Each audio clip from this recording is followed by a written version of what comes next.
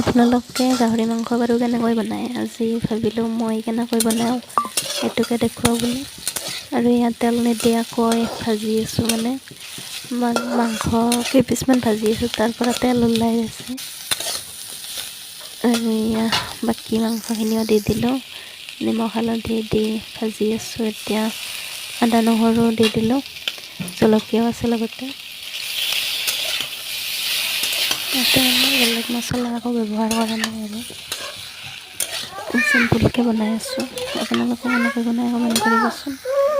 আৰু ভিডিঅ'টো ভাল লাগিলে চেনেলটো ছাবস্ক্ৰাইব কৰি দিব। আৰু এইফালে মই মান ধনিয়াৰ পাত ৰুইছিলোঁ অলপমান, তাৰেও দুপাতমান দিম বুলি ভাবিছোঁ।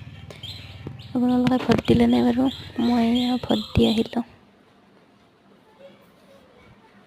আজিলৈ বাই বাই, লগ পাম নেক্সট